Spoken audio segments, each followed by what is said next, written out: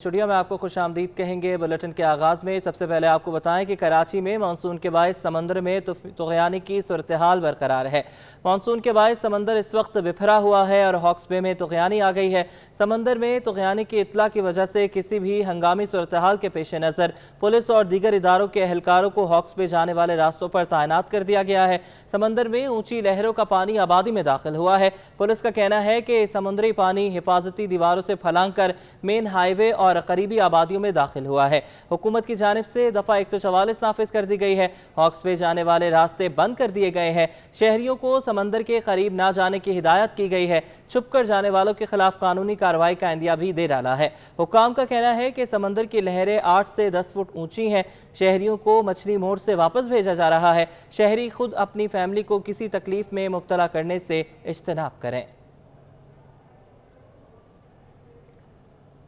शहर में बारिशों के बायस मलीर नदी ओवरफ्लो होने की वजह से कोरंगी MEB कॉजवे बंद हो गया, लेकिन जाम सादिक पुल पर ट्रैफिक की रवानी मुतासर हुई तो शहरियों ने मजबूरन कॉजवे पर सफर करना शुरू कर दिया। शहर कायद में बारिश से मलीर नदी ओवरफ्लो हुई तो पानी कोरंगी EBM और कॉजवे पर आ गया। ट्रैफिक पुलिस ने सड़क को बंद करके मुतबादिल रास्ता जाम सादिक पुल बताया, लेकिन हफ्ते के पहले दिन रश की वजह से शहरियों ने जानों को खतरे में डालकर कॉजवे पर सफर करना शुरू कर दिया। शहरी कहते हैं कि कॉजवे से कम वक्त लगता है और जाम सादिक पुल पर ट्रैफिक जाम ही रहता है। हम लोग मजबूर थे, हमारी बाइक ना हफ्ते वाले दिन की वहाँ खड़ी हुई थी, अपने हमें तो आना पड़ना था, मजबूरी क्या करते। हाँ तो सर मजबूरी है ना, जाना भी पड़ेगा, क्या करें। शहरियों का कहना है कि इंतजामिया कहीं दिखाई नहीं देती। हुकूमत को मुस्तकिल बुनियादों पर इक़दाम की जरूरत है। नहीं सर, नहीं, कुछ भी नहीं नज़र आ रहा। इसका हुकूमत को ऐसा होना चाहिए कि इसके ऊपर कोई ना कोई बंदोबस्त होना चाहिए। कॉजवे में फंसा हुआ हूँ मैं, मुझे जाना तारिक रोड, कैसे जाऊँ? वो वाला जाम पड़ा हुआ है, यहाँ पानी है, या तो फिर शाह फैसल से घूम के जाओ। पुलिस की जानिब से रास्तों पर रुकावटें भी रखी गई हैं, लेकिन शहरी बिलखुसूस मोटरसाइकिल सवार कॉजवे के खतरनाक रास्तों पर ही सफर कर रहे हैं। सऊद बिन मर्तुज़ा, सिटी 21। आगे बढ़े आपको बताएं कि शाह फैसल कॉलोनी में बिजली और पानी की बंदिश के खिलाफ एहतजाज के बाद ट्रैफिक की रवानी शदीद मुतासर है। एम्बुलेंस और शहरी 6 घंटे से ट्रैफिक जाम में फंसे हुए हैं। इस वक्त क्या सूरत हाल है, जान लेते हैं शाह फैसल कॉलोनी की सैयद दानियाल से। दानियाल, बताइएगा। मौजूद है कराची के इलाके शाह फैसल कॉलोनी में और एहतजाज के बायस बदतरीन ट्रैफिक जैम में मेरे कैमरामैन हसन इकबाल अगर मनाजिर दिखा सकें कि लोग अपनी गाड़ियां बंद करके यहां पर मौजूद है। 3 बजे से एहतजाज किया जा रहा है बिजली पानी बंदिश के खिलाफ। शाह फैसल कॉलोनी नंबर 2 रेता प्लाट की मकीन है जो एहतजाज करें। कुछ यहाँ पे मुताब इसमें फंसे हुए ट्रैफिक जैम में क्या कहना चाहेंगे? मैं 4 बजे से यहाँ पे फंसा हुआ हूँ और कुछ इतना ट्रैफिक जाम है यहाँ पे और मेरी वालदा इद्दत में है। मैं इतना पहुँचना चाहता हूँ घर पे, अब जाहिर से तबीयत ज़्यादा ख़राब हो जाए, कुछ हो जाए तो क्या परेशान हाल है यहाँ का ना कुछ। आप क्या कहना चाहेंगे बाबा, कब से ट्रैफिक में फंसे हुए हैं? मैं भी 4 बजे का फंसा हुआ हूँ, डॉन ब्रिज जाना भी माल लेकर और कोई रास्ता ही नहीं है। बड़े सब तरफ घूम के देख लिया, इस गली में फंस गया था तो वापस आके फिर यहीं खड़े में क्या करें। ये लोग हैं जो 4 बजे से फंसे हुए हैं, चारों तरफ जो है गाड़ियाँ हैं, लोग अपनी गाड़ियाँ बंद करके गाड़ियों से उतर गए हैं। फैमिलीज गाड़ियों के अंदर मौजूद है, कोई पूछने वाला नहीं है। बिजली पानी बंदिश के खिलाफ ये एहतजाज किया जा रहा है। मुजाहिरीन का जो एहतजाज करने वाले अफराद हैं उनका कहना है कि बिल जमा कराते हैं लेकिन बिजली फराहम नहीं की जा रही। 3 बजे से एहतजाज है और इस एहतजाज के बायस ना शाह फैसल कॉलोनी बल्कि मलीर कायदाबाद, मलीर मुर्तज़ा चौरंगी, सिंगर चौरंगी पर भी शदीद ट्रैफिक जैम है। दफातर से घर जाने वाले अफराद को मुश्किलात का सामना है। जो लोग इस ट्रैफिक में फंस चुके हैं, कई घंटे से फंसे हुए हैं और उनको कोई यहाँ से निकालने वाला, उनकी मुश्किलों को हल करने वाला नहीं है। बहुत शुक्रिया दानियाल, आप हमें अपडेट कर रहे थे। लोड शेडिंग की ही बात करेंगे कराची में कि इलेक्ट्रिक लोड शेडिंग पर काबू नहीं पा सका है। शहर में लोड शेडिंग का दौरानिया 12 घंटे तक बढ़ा दिया गया है। शहरी तवील बिजली बंदिश से बिलबिला उठे हैं। तर्जुमान के इलेक्ट्रिक का कहना है कि 400 से ज़ायद मेगावाट शॉर्टफॉल है। शहर में बिजली का बहरान शिद्दत इख्तियार कर गया। लोड शेडिंग का दौरानिया 12 घंटे से भी तजावुज कर गया। लियाकताबाद नंबर 4 में बदतरीन लोड शेडिंग का सिलसिला जारी। लोड शेडिंग के सताए शहरियों का कहना है कि दिन भर बिजली बंद रहती है और बिल डबल कर दिए हैं कि इलेक्ट्रिक को कोई पूछने वाला नहीं। फील्ड एडजस्टमेंट की मद में हम क्यों दें पैसे? हमारा तो कसूर नहीं है ना यार, और कमाई इतनी है नहीं। देखिए ना, तनख्वाह है 25-30 हज़ार रुपये, उसमें किराया भी दें, 10-12 हज़ार रुपये बिल भी दें, घर भी चलाएं, बच्चों को पढ़ाएं, क्या करें? बिल तो समझ लें इतना आ रहा है कि परेशान हो चुके हैं। गुलिस्तान जौहर और न्यू कराची में भी बिजली की तवील बंदिश का सिलसिला जारी है, जबकि गुलशन इकबाल, लियारी, मलीर, लाइन्स एरिया और शाह फैसल समेत दीगर इलाके भी लोड शेडिंग से मुतासिर हैं। दूसरी जानिब के इलेक्ट्रिक हुकाम का कहना है कि इस वक्त 400 मेगावाट के करीब शॉर्टफॉल का सामना है। रात के औकात में लोड शेडिंग नागुजीर है। कैमरामैन हसनैन जाफरी के साथ हबीब खान, सिटी 21।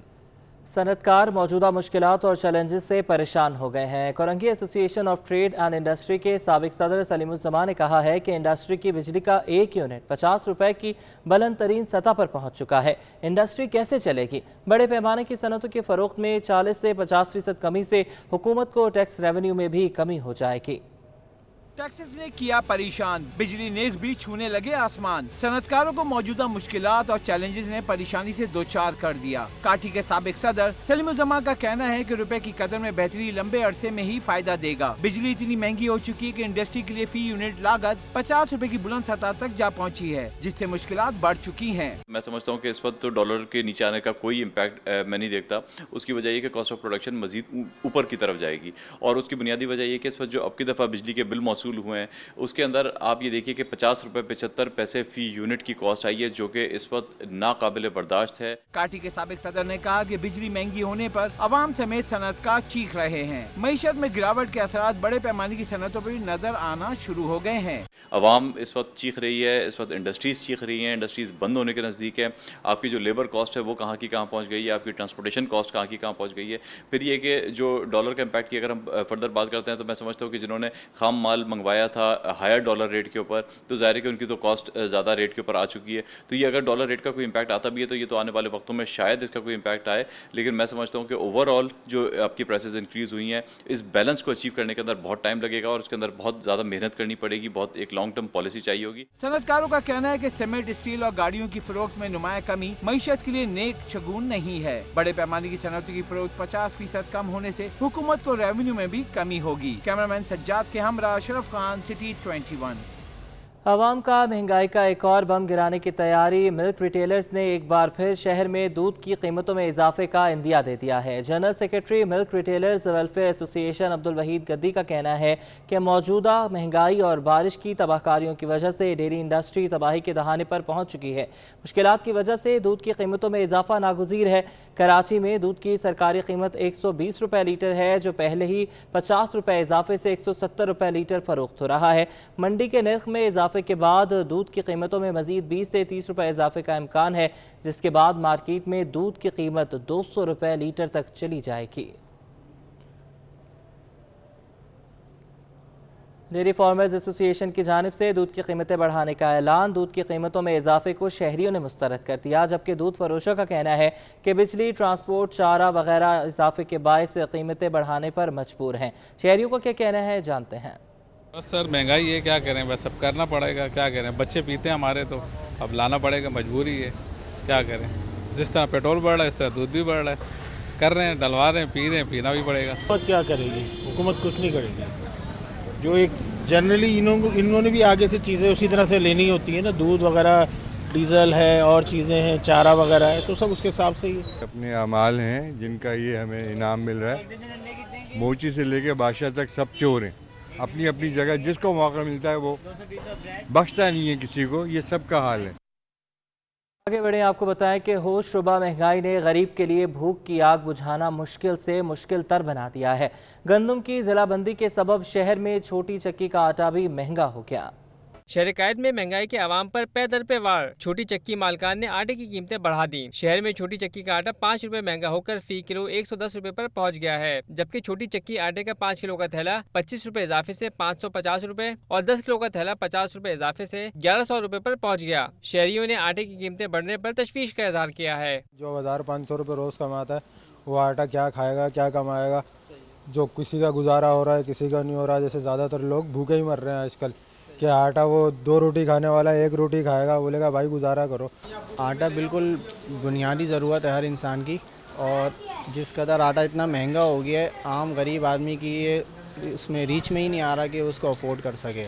चक्की मालकान के मुताबिक ओपन मार्केट में गंदम भी 80 रुपए किलो से तजावुज कर गई है। गंदम की जिलाबंदी बदस्तूर बरकरार है, जबकि बिजली महंगी होने समेत अखराजात भी बढ़ गए हैं, जिसके असरात आटे की कीमतों पर मुरतब हुए हैं। कैमरामैन हसनैन जाफरी के हमरा, बसीम इफ्तिखार, सिटी 21।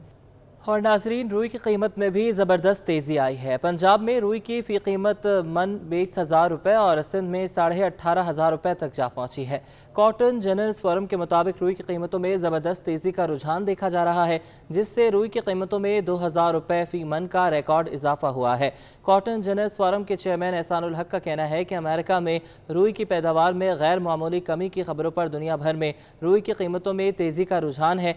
ये भी कहा है कि पाकिस्तान में बारिशों के बायस कपास की फसल को शदीद नुकसान पहुंचा। टेक्सटाइल मिल्स मालिकान को रुई की 50 लाख बेल्स के लगभग दरामद करना पड़ सकती हैं। पाकिस्तान में रुई की कीमतों में जो बहुत ज़्यादा तेज़ी का रुझान सामने आया है, इसकी जो बड़ी वजह है वो अमेरिका में कॉटन की कीमतों में ज़बरदस्त तेज़ी है।